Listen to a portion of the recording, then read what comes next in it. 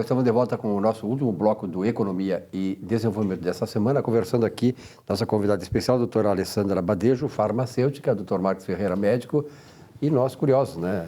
Nós aqui aprendendo alguma coisa.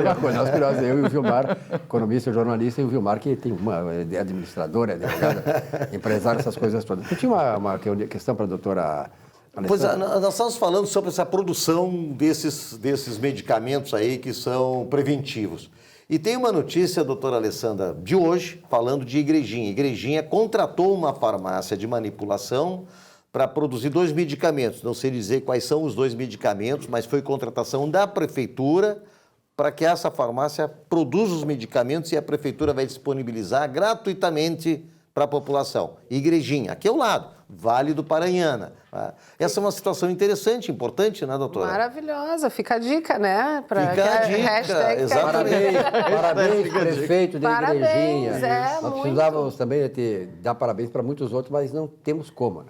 Pois é, enquanto uns dizem que não tem que fazer, porque não tem que usar, porque a coisa ficou meio politizada, outros estão usando e está dando resultado. A ivermectina, por exemplo, o doutor Marcos sabe muito melhor do que todos nós aqui, em função do trabalho dele na medicina tradicional, do fato, por exemplo, desses países aí, africanos que usam muito a ivermectina em função das suas situações lá locais de endemias, né? e tal. Endemias, portanto, lá a situação de morbidade por Covid-19 é muito baixa, né, doutora? E não tomar, né? Por que não? Né, doutor Marcos? Então, a gente pega os relatos também, né? Eu estava conversando com a doutora Alessandra aqui, ela contando justamente de uma pessoa familiar conhecida, né? Que teve uma viagem pela Europa, acabou visitando uma fazenda e é também da área médica, e lá teve uma escabiose, que é a popular sarna, né? Desenvolveu por causa de contato com animais.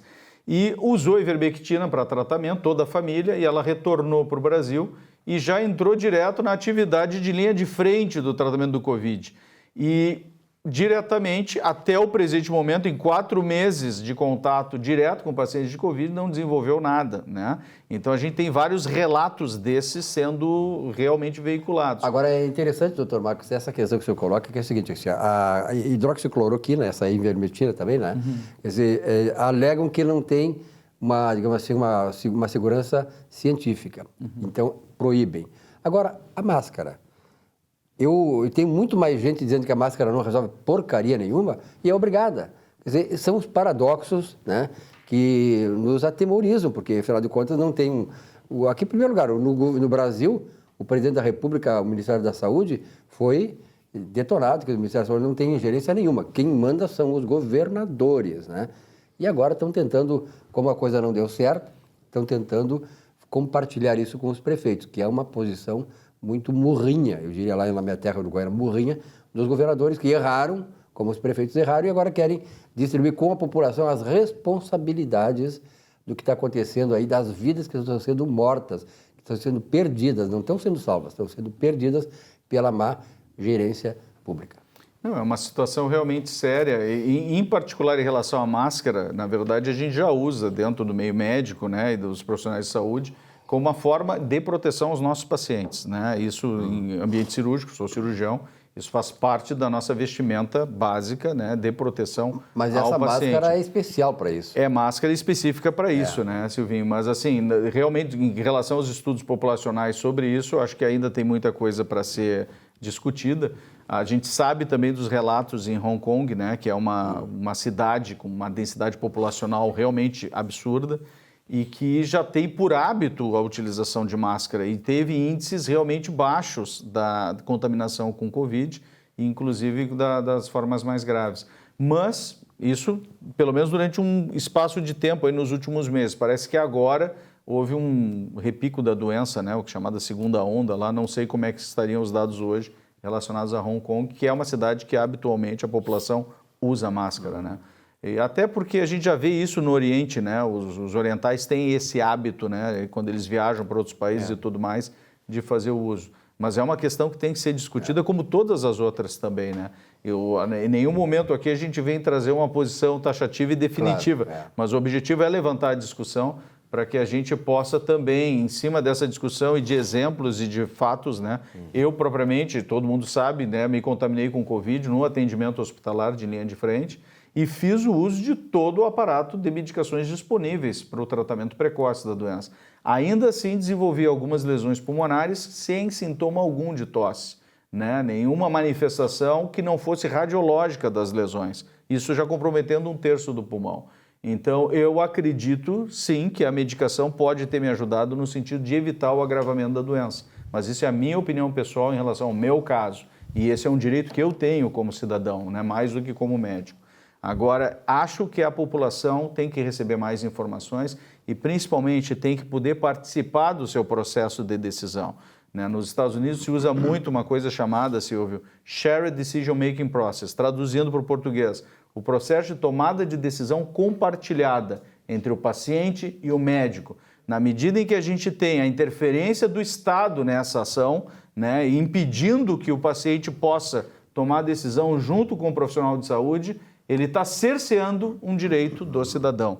E isso a gente tem que pontuar dentro das nossas conversas, né? Até que ponto vai o direito do Estado de cercear a liberdade do cidadão, inclusive de ter opinião ou participar dentro do processo de escolha do seu tratamento, dentre as opções disponíveis. O que mais chama atenção é a questão da interferência na questão da relação do médico com o paciente, né? Exato, com que é o mais político. sério, com viés político. Que a gente Com vê viés que é, claramente político. Né? Claramente político. Doutora Alessandra, dentro desse quadro de problemas que ocorrem naturalmente todos os anos aqui na nossa região de inverno, o que a senhora produz assim para gripes, para resfriados, para dor de garganta, laringite, faringite, etc, etc?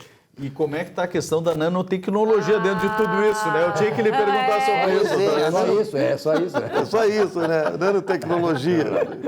Eu nem faço ideia do que é isso aí. Vamos lá, então, já explico. Vamos por ordem.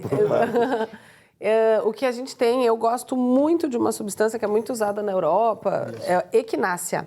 É um fitoterápico que ele ajuda o nosso organismo a se recuperar de gripes e a aumentar a imunidade. Então, essa equinácea é uma coisa que eu sempre dei para minha família. Chegou perto do inverno, começou a dar essa baixada de temperatura, eu dou equinácea para todo mundo. Dose 400 de manhã? miligramas, 400 miligramas por dia. E aí, caso comece a sentir sintoma de gripe, daí eu mando tomar 2 por dia. Toma 800 miligramas.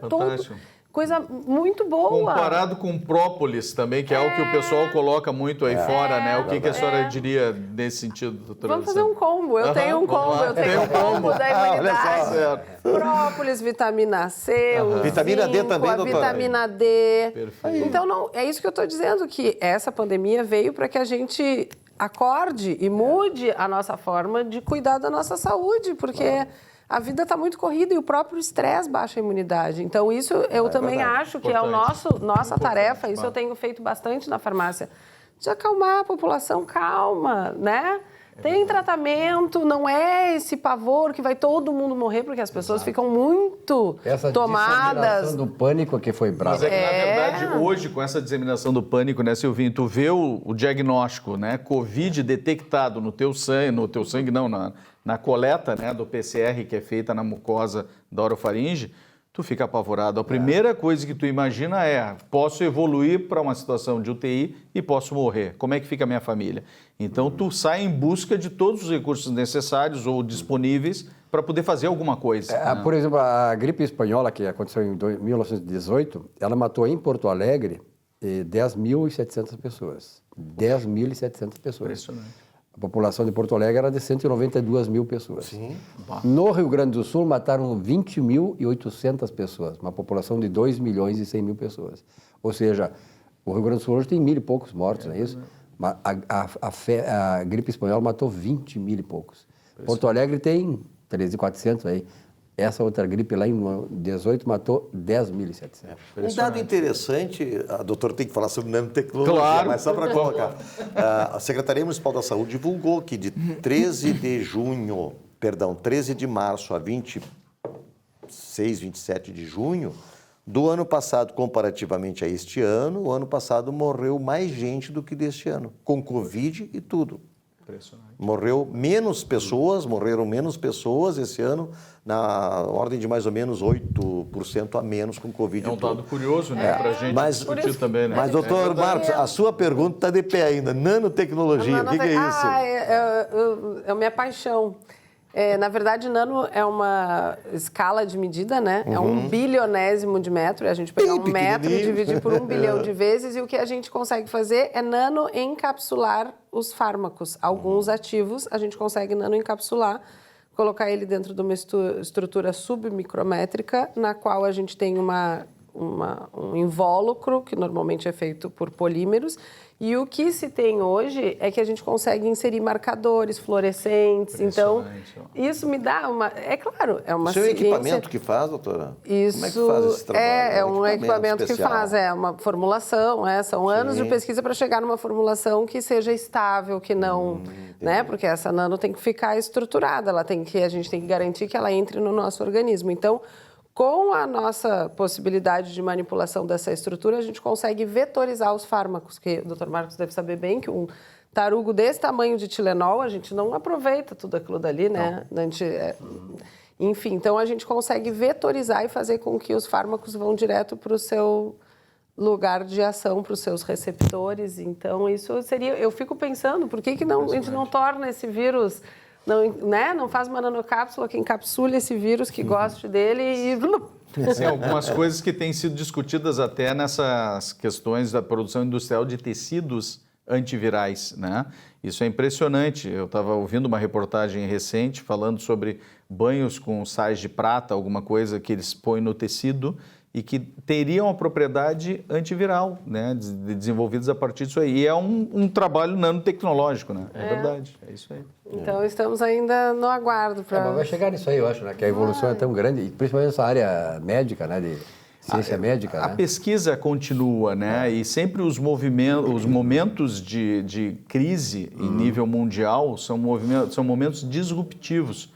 Também no sentido de aceleração também de pesquisa, de conhecimento, né? Eu vejo a quantidade de recurso que está sendo mobilizado por diversos governos, da ordem de bilhões de dólares, para novas pesquisas, não só no desenvolvimento de vacinas, tratamentos. É um exemplo, né, doutor Marcos? É um exemplo enorme. A rapidez dos testes da vacina. Nunca ocorreu isso antes. Uma reportagem recente falando, inclusive, hoje de manhã, né, que o governo americano está disponibilizando uma cota inicial de 10 bilhões de dólares para diversos laboratórios que apresentem qualquer proposta de desenvolvimento de vacina, né? Impressionante. Olha, assunto muito bom, aliás, presente e oportuno, né? Nós vamos trazer a doutora Alessandra outras vezes aqui, né? Com certeza. Porque, afinal de contas, não só neste momento, mas os desdobramentos, né, do coronavírus, com aquelas soluções que certamente vão surgir pela ciência e tal, vai ser muito importante trazer isso e passar para você. Doutora, muito obrigado pela sua presença. Eu que agradeço. Parabéns pela convidada hoje aqui. Foi obrigado. Nota 1000, né? Para todos nós aqui, né? Sempre brilhantado. E principalmente para os nossos telespectadores de todo o Rio Grande do Sul, tá? Muito obrigado, doutor. Então, nós agradecemos a sua audiência. Muito obrigado pela audiência aqui no nosso Economia e Desenvolvimento, há 20 anos no ar. Uma boa semana. Na semana que vem, um novo encontro com vocês. Até lá.